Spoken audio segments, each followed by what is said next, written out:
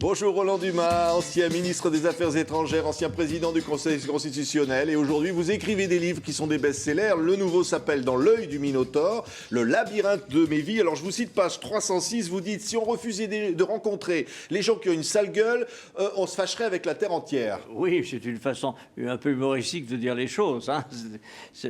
Même avec la moitié, ce serait suffisant déjà. C'est ça, c'est-à-dire, vous avez rencontré, comme dites-vous, des gens qui avaient des sales gueules dans votre carrière. Ah bah oui, ça existe, oui, des gens qui vous regardent de travers. Mais je les décèle tout de suite. Quelqu'un qui me regarde de travers, premièrement, ça veut dire qu'il me reconnaît. Deuxièmement, ça veut dire qu'il ne m'aime pas. Oui. Je le mais sais, je le dans sens. ces gens-là, est-ce qu'on peut dire qu'il y avait Kadhafi, qu'il y avait Assad, le Ça, père? c'est autre chose, oui. Kadhafi, c'était comme me disait Mitterrand quand il m'a envoyé pour le voir la première. Roland, faites attention, vous avez affaire à un jésuite. Je disais oui, un jésuite, mais musulman. Oui. mais il n'avait pas une sale gueule, Kadhafi. Il avait un visage dur. Il fallait pas se fier à ce qu'il disait. Il fallait prendre le contraire. On n'était pas sûr de savoir la vérité encore. Oui, mais il fallait dialoguer avec lui. Vous dites la diplomatie, c'est qu'il faut toujours dialoguer. À un moment, il faut savoir se C'est taire. l'art de régler les conflits de façon paisible. Voilà. La diplomatie, c'est fait pour ça. Il y a aussi la guerre. Il y en a qui sont des bouts de feu, j'en connais beaucoup. C'est-à-dire François Hollande, par exemple, vous dites... Non. Oh, bon, il est chef de l'État, il a obéi à ses militaires, à son ministre des Affaires étrangères. Il n'avait pas une grande idée personnelle sur les affaires d'Afrique, mais il a bien géré son affaire. Non, c'est pas lui que je viserais. Je pense qu'il y a un climat général dans lequel on veut privilégier les armes, le combat. On a une armée, il faut s'en servir. Oui. C'est pas mon tempérament. Oui, mais quand même, par exemple, par rapport à la Syrie, on compte 93 000 morts selon l'ONU. Vous avez bien connu le père Assad. J'ai bien connu. Vous dites aujourd'hui... Il m'a reçu un grand nombre de fois. Oui. Oui, il figure dans mon livre, je crois. Oui. Et alors, vous dites quoi par rapport à cette situation? Il faut faire pression tout de même. Il faut faire pression, mais il ne faut pas négliger non plus les possibilités de règlement amiable ou pacifique. Regardez, les deux événements qui viennent de se produire, qui sont importants à mon avis, personne n'en parle et personne ne veut les exploiter. Le premier, c'est quand même que le gouvernement légal regagne du terrain. C'est un événement. Bon, il y a eu des morts, c'est vrai, mais toutes les guerres civiles sont de la même sorte et on produit les mêmes effets. Et deuxièmement, il y a une conférence pour la paix qui vient d'être annoncée, dont l'existence aura lieu, la réunion aura lieu au mois d'octobre, septembre-octobre. Il faut aussi exploiter ça.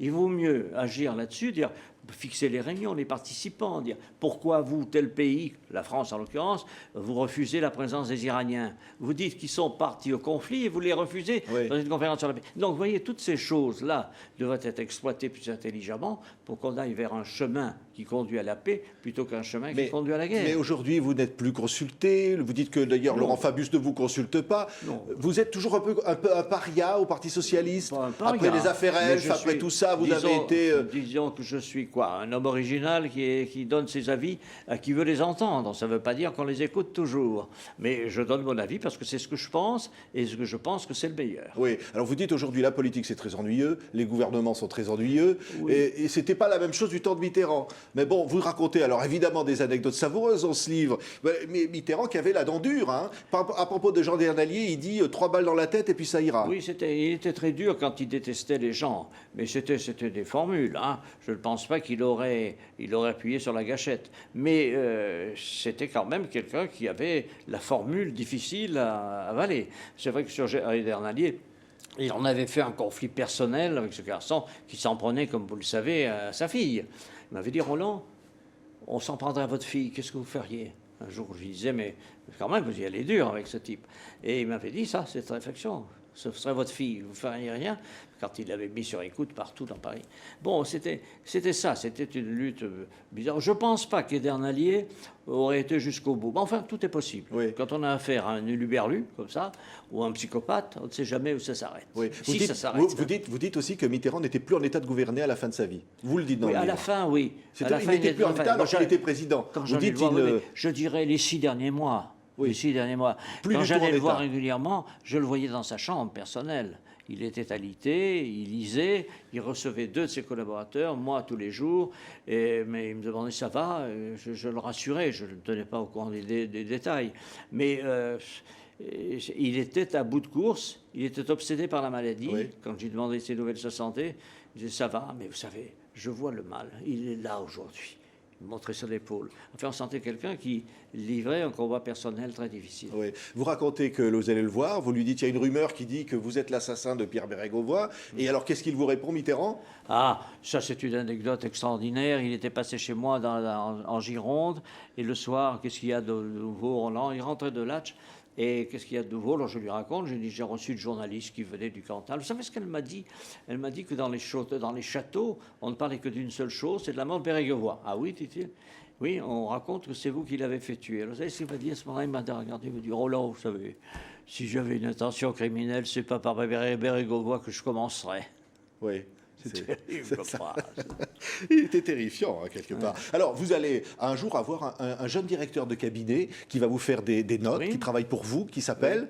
Ah, il était directeur de cabinet lorsque François Mitterrand m'a demandé d'être porte-parole du gouvernement. J'étais ministre des Affaires européennes, ce que j'ai accepté.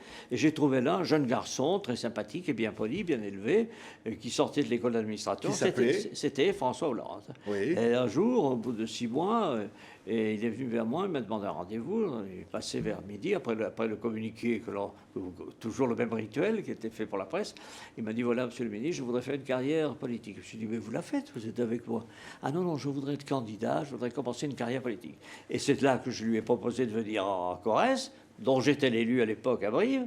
Je lui ai dit, écoutez, il y a un poste qui se libère, c'est Tulle, le maire vient de mourir, venez, je vous donne je vous mets mon journal à votre disposition, et vous commencez votre carrière. C'est comme ça que c'est parti. Alors, il y en a un autre que vous n'aimez pas du tout, c'est Montebourg. Il va vous accuser d'avoir un compte au Liechtenstein, et Oui. vous allez donc du coup prendre Oui. parti pour son adversaire. Aujourd'hui, on voit qu'il y a des accusations. Encore dans la presse, il y a même eu un témoignage à l'Assemblée nationale qui dit qu'il y a 15 ministres qui ont des comptes en Suisse, ou de l'actuelle ou de l'ancienne majorité. Ça vous étonne? Oh non, ça ne m'étonne pas. Je ne vois pas pourquoi la corporation des hommes politiques, des hommes publics, disons, comporterait moins de malandrins que d'autres corporations, que les médecins, que les avocats. Pourquoi? Donc ça ne vous étonne pas de dire qu'il y a des membres, des ministres qui ont des comptes en Suisse? À la personne dont vous parlez, dont je ne vais pas citer le nom, c'est vrai que j'ai eu des mots avec lui parce qu'il était insupportable. Il a été faire une enquête au Liechtenstein, il est arrivé, il a été voir le représentant de la France à l'époque, j'ai su ça par là. Après son voyage, je voudrais que vous me donniez le numéro du compte de M. Dumas. Il n'y a pas de compte, effectivement. Je suis peut-être le seul, mais je n'avais pas de compte en Suisse. Vous êtes le dernier à ne pas avoir de compte en Suisse, finalement, c'est peut-être ça. En tout cas, c'est une assurance sur la vie. Est-ce que Bernard Tapie, que vous avez bien connu, c'est quelqu'un d'honnête dans cette affaire dont on parle? Je ne dirais rien parce que je ne sais pas, je ne connais pas assez bien le dossier. Je sais que il a été ministre avec moi, donc je peux en parler. C'est quelqu'un qui a beaucoup de qualités, qui est intelligent, qui est malin, qui est très malin. Il n'est pas impossible qu'il ait emberlificoté tout le monde, mais il n'est pas impossible aussi qu'il ait raison, parce qu'il avait en face de lui des gens qui, sur le plan de l'honnêteté, n'étaient pas parfaits. Merci Roland Duvant-Lucas pour votre franchise. Dans l'œil du Minotaure, Le labyrinthe de mes vies est un livre best-seller publié au Cherche Midi, et on y retrouve le ton et la franchise qui est la vôtre. Merci d'avoir été notre invité. Merci.